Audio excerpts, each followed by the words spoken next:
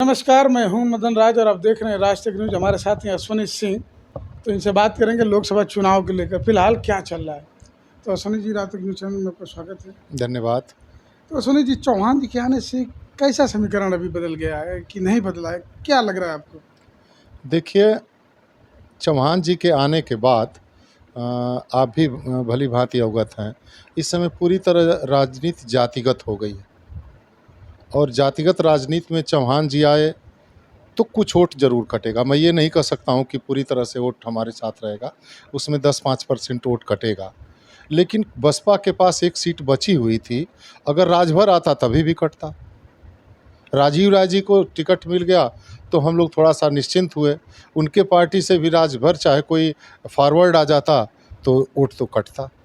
तो राजीव जी आए मैदान में सपा की तरफ से, तो हम लोग थोड़ा निश्चिंत हुए और उसी तरह से बसपा के प्रत्याशी भी आए तो हम लोगों को ये लगा कि चलो बहुत बड़ा खतरा टला, कुछ न कुछ वोट तो जाएगा। मैं ये नहीं कह रहा हूँ, लेकिन बहुत बड़े वोट पर इनका कोई असर पड़ने वाला नहीं है। बालकृष्ण चौहान का तो बालकृष्ण आप चौहान जी। दावा ये कहना चाह रहे हैं कि अगर जो चौहान जी नहीं आते तो पूरा चौहान वर्ग भाजपा के तहत चढ़ जाता? हाँ, एकदम चढ़ जाता, इसमें कहीं कोई दो राय नहीं है।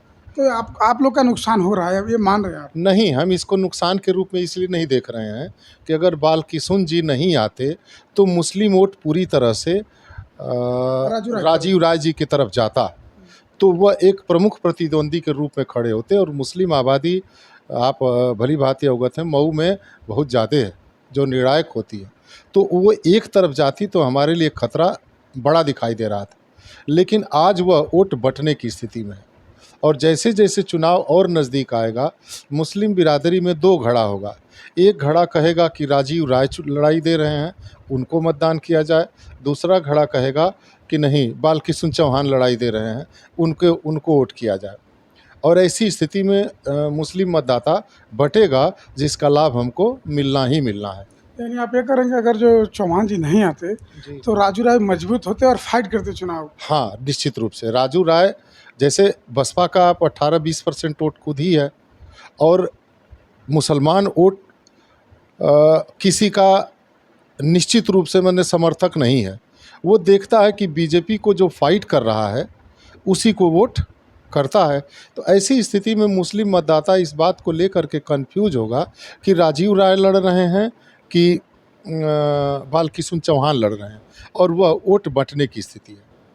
अभी अश्विनी जी, हमारा सवाल अगला है कि भीम राजभर को आजमगढ़ से उतार दी है बहुजन ने, तो इसका कितना प्रभाव पड़ेगा घोसी लोकसभा पर? मुझे लगता है कि घोसी लोकसभा पर इसका कोई फर्क पड़ने वाला नहीं है।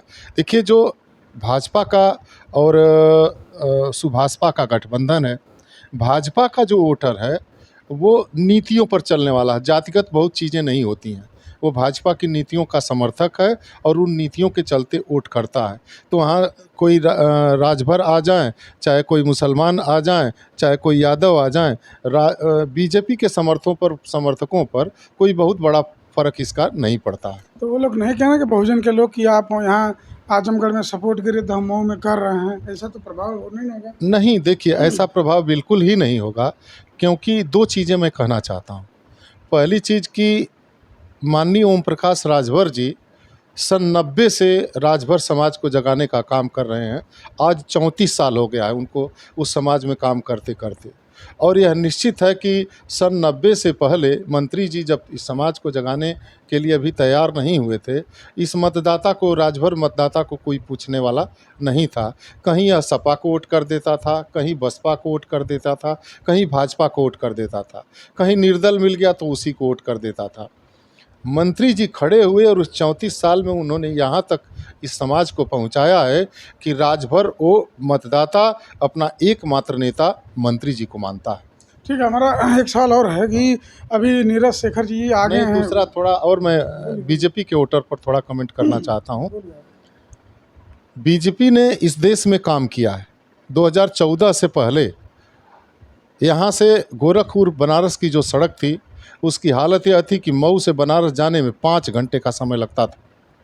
कहीं बरही में गड्ढा, कहीं मर्दा में गड्ढा, कहीं मटेहू में गड्ढा। और मटेहू में तो एक स्थिति गड्ढा ऐसा था जहाँ अस्थायी रूप से एक क्रेन वाला खड़ा रहता था। उधर से ट्रक आई, फंसी, निकाला, हुक फंसाया, निकाल दिया, ट्रक आई, फंसी, हुक निकाल दिया। जैसे टोल टैक्स लिया जाता है उसी तरह से मुझे याद है जो ट्रकें फंसती थीं उनसे दिन भर वो 500-500 रुपया लेता रहता था। आज आप बनारस 2 घंटे में पहुँचने की स्थिति में हैं। ठीक है, हमारा सवाल है कि एक और है कि अभी बलिया से नीरज शेखर जी आ गए हैं। जी, जी। तो जैसे जैसे यहाँ सामान्य वर्ग के लोग कटेंगे जी। तो क्या वहाँ पिछड़ा जैसे सुहेलदेव भारतीय समाज पार्टी को वोटर नहीं कटेंगे? तो इसका असर नहीं पड़ेगा? नहीं, हम इस चीज़ को एकदम नहीं मान पा रहे हैं कि सवर्ण बिरादरी के चाहे छत्री वोट कटने वाला है। थोड़ा पढ़ा लिखा तबका है तो तर्क वितर्क इनके में किसी भी चीज़ को लेकर के ज़्यादा होता है, कहीं भी तर्क वितर्क होता है। वो तर्क वितर्क आज चल रहा है, लेकिन क्षत्रिय समाज का देखिए 30 साल से मैं जनपद में काम कर रहा हूँ।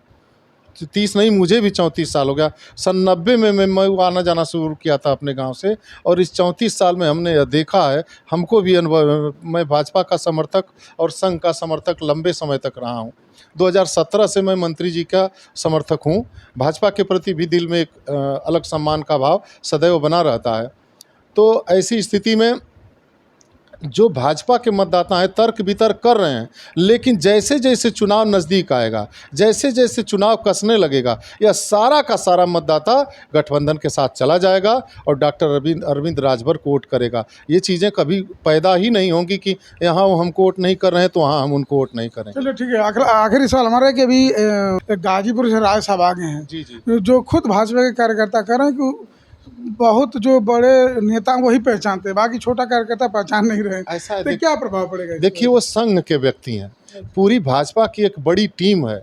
महामहिम मनोज सिन्हा खड़े हैं, उनका भी 30-35 साल का राजनीतिक जीवन है गाजीपुर में। तो भाजपा के जो कार्यकर्ता हैं वो जातिगत नहीं हैं।